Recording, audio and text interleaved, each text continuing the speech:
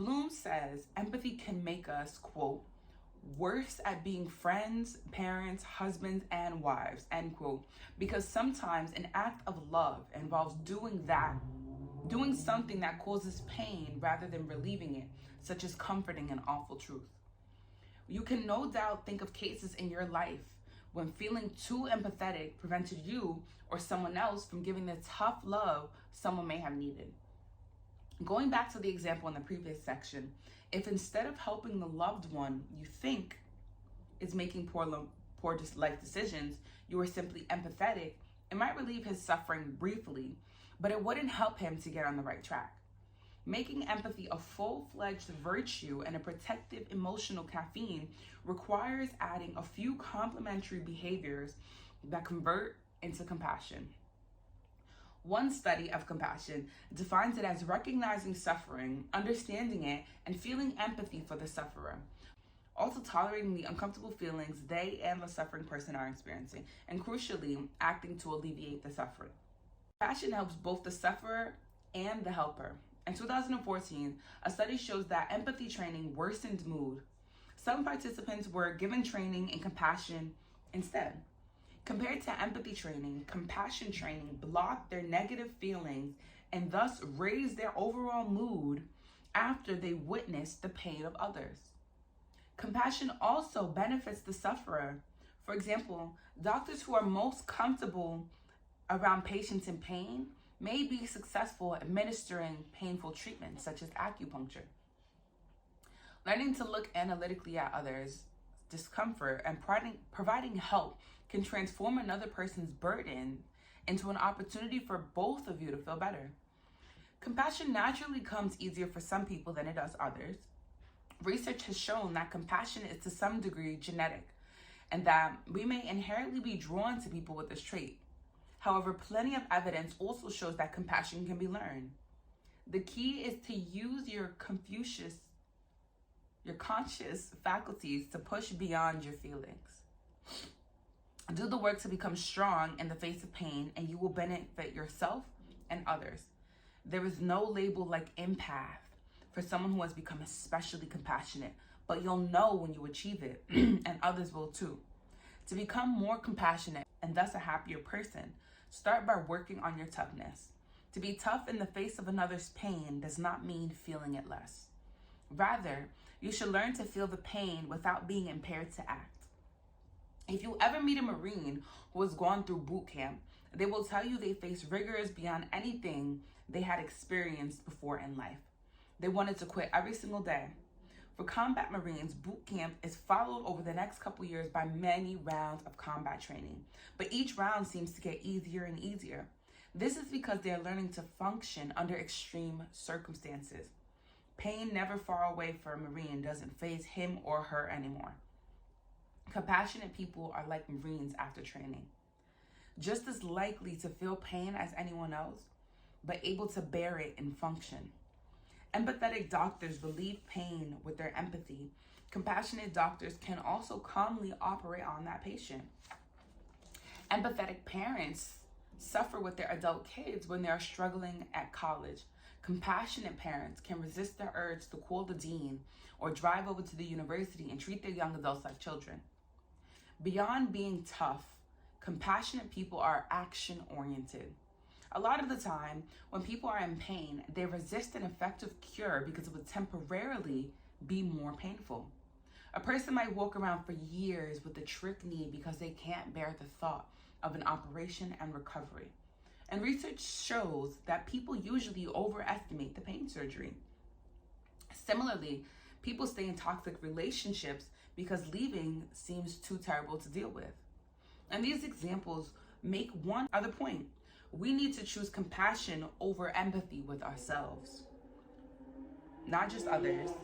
A lot of empathetic self-care involves feeling your own pain, but stops before doing something difficult in response to it.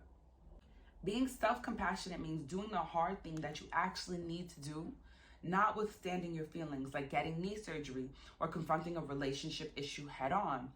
You might say that empathy is limbic, whereas compassion is metacognitive.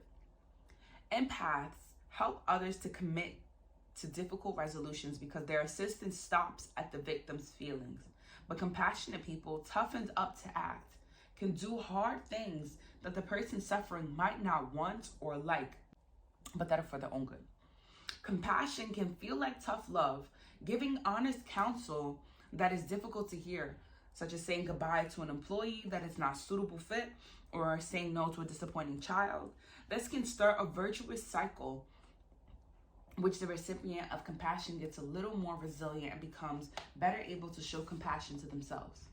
I felt called to share this piece of the book, which is from Build the Life You Want by Arthur Brooks and Oprah Winfrey, because I think everybody's challenged with empathy and compassion consistently, but to really see it laid out, the difference between the two, as someone who is super empathetic and a bit neurospicy, I have a tendency to take on other people's feelings, good and bad, and sometimes feel them like they're mine. And it's a challenge for a variety of reasons. I think specifically for myself because I live a, very peaceful life. And sometimes when I'm talking with other people who have similar or dissimilar mindsets, I will take on their feelings. And this section really taught me that having compassion, so hearing other people's experiences and not making them mine, does not make them any less worthy or make me any less of a good friend.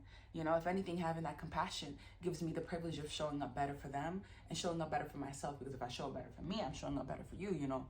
It's a win-win situation. But I think especially as I navigate the world as an independent traveler and lover of life, and the list goes on of isms and etc. of who I am, but I think that it's so significant now because as I live alone and go into spaces that were familiar to me with family and even friends, it's such a practice of upholding my boundaries and preferences. And this practice of turning compassion into empathy confidently, gives me the metacognitive skills, but also the confidence to just navigate situations and just get well soon, love that for you, or that's not for me, or that doesn't make sense for you, or personally, I want to withdraw myself from that, or just being upfront with people.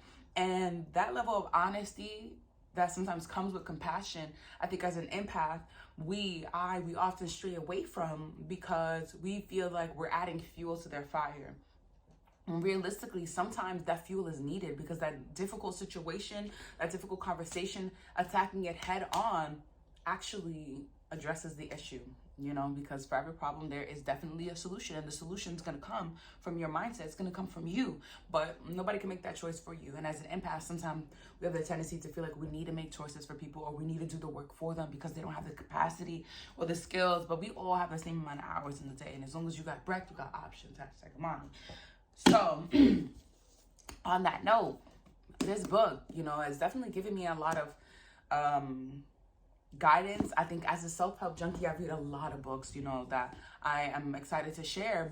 But this book specifically, I felt called to share with you guys because empathy and compassion, the difference between the two can be the difference between you and your peace.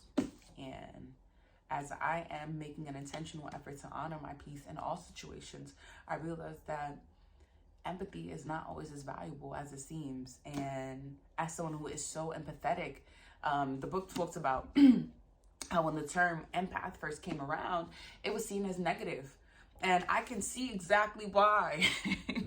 As somebody who is empathetic, I often feel things that I have to remind myself that they're not my feelings, that they're not my emotions, or I have to understand that sometimes I am feeling other people's emotions because I'm in their space and capacity. And I have to be more selective of where I put myself and my energy with friends, family, whomever. And with all that in mind, I think that I'm giving you permission to show up with compassion because I'm giving myself permission to show up with compassion.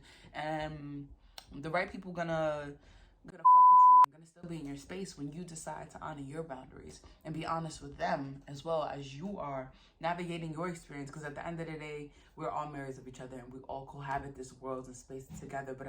But realistically, I'm only responsible for my life and you're responsible for yours.